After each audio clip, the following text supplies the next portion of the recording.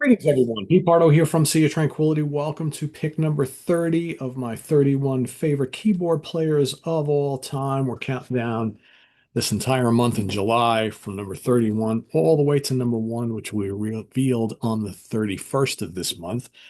Our favorite guys on the keyboards across all genres of music, right? Jazz, pop, rock, fusion, prog, hard rock, heavy metal, classic rock, country blues, electronic, doesn't matter.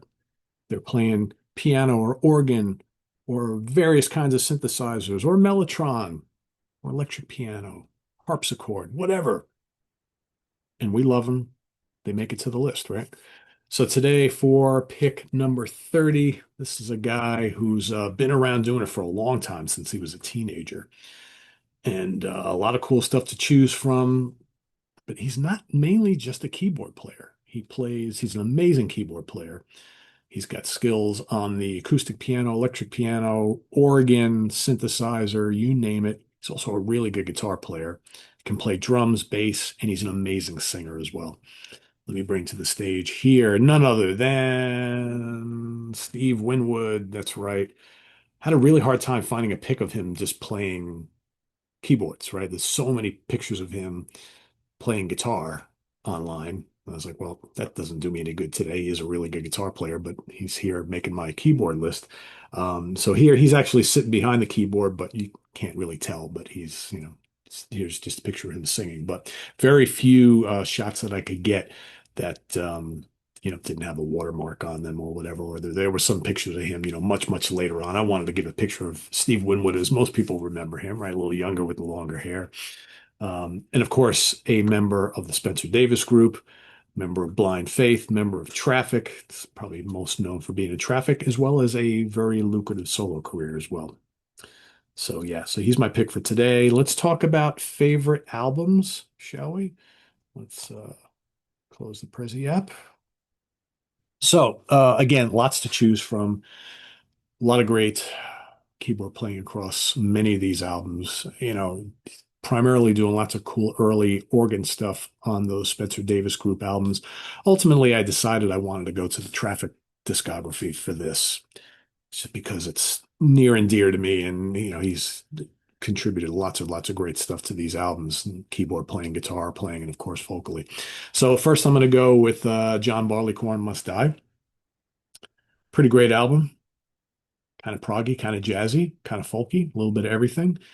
And mainly side one of the original vinyl is where his keyboard skills really shine on here. I mean, it opens up with Glad. What a killer kind of jazzy instrumental track that is, right? He's playing, he starts off, he's got the organ, then he's over on piano. Dun, dun, dun, dun, dun, dun, dun, dun, dun, dun, dun, dun, dun, dun, dun, dun, dun, dun, dun, dun. It's just so good. And the sax comes in. It's just a brilliant track. Freedom Rider's got some great keyboard playing on it. And then, of course, Empty Pages, that soaring organ in the background. The vocalate's such a great track as well. Yeah, just for that side alone, I mean, there's other stuff on side two. Side two is a little bit more folky, but side one definitely is more of the rock and jazz part of this album, and just killer stuff, and a great representation of what he's all about on keyboards. Right. Next up, gonna go with have to go with the Low Spark of High Heel Boys.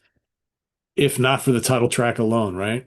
Dun, dun, dun, bum, bum, bum, bum. And again, so many great textures on both the piano and on the organ. That great kind of fuzzed out Hammond. I don't even think he was playing a Hammond, but or maybe he wasn't. I don't know. It doesn't sound like a Hammond. I'm not quite sure exactly what organ he was playing on this album, but it's got the fuzz going on there, right? It's just all distorted, really cool. The gorgeous piano runs throughout.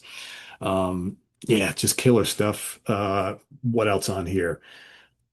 Light Up or Leave Me Alone is so much fun. Rock and Roll Stew, right? Have a Rainmaker, Many a Mile of Freedom, right? Again, lots of elements of piano and organ all throughout this album.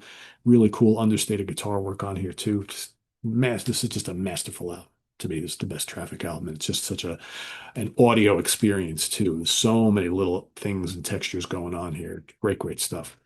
And then I'm going to go with the last Traffic album from the 70s called When the Eagle Flies, which I think is a really underrated album. To me, this is, he by now they've kind of like foregone some of that kind of folky stuff, and this is mostly kind of jazz rock and prog.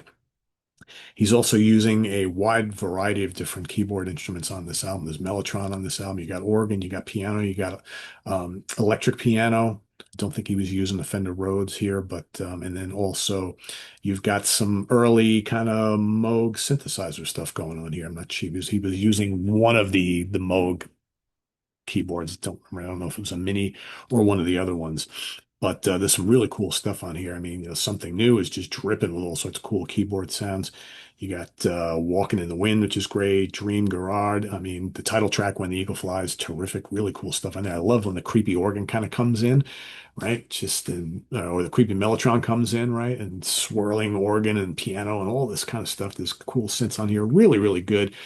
Maybe there's no like drop dead hits on this album, but this is a really good one of those cool deep track albums that you kind of forget about, and then you go back and listen. You're like, oh yeah, that's some really good stuff on there. Absolutely, very underrated album from the Traffic, and again, another masterclass in Steve Winwood, just kind of doing all this stuff and applying all of his talents to multiple instruments, which is what he does so well. It's what he's mainly known for. But and again, guitar playing on all these records really, really good too. And of course, could have picked any of the early Traffic albums. Dear Mr. Fantasy, he's doing some amazing uh keyboard work on that. There's lots of cool guitar work on that album from him and Dave Mason. Much, much more like kind of like early psychedelic pop stuff on those first couple Traffic albums, but still lots of good keyboard textures. But for me, it really started to really click with the John Barleycorn album and going forward. Shootout at the Fantasy Factory is really good too. Don't sleep on that one. But again, he's doing some great stuff on the Blind Faith album, like I mentioned, the early Spencer Davis stuff. And if you want more of his kind of synth playing, definitely go for like Arc of a Diver and some of those early Winwood solo albums. They're really good as well, and have lots of good keyboard stuff on them as well. So yeah, so that's my pick for today, Steve Winwood. Let us know what you think of the great Steve down in the comments below, as well as your pick for today. And let's hear about your pick, as well as your three favorite albums and your favorite. Oh, I didn't do my favorite song. Hello. It's Low Sparker High Heel Boys. That's my favorite song, for sure. I mean, yeah, it's amazing. It's, 11, 12 minutes long or whatever it is. And like I said, it starts off with that kind of creepy, eerie organ, then the piano comes in, and you got piano solos, you got the organ solo. It's amazing. It just takes you on a journey, never gets old.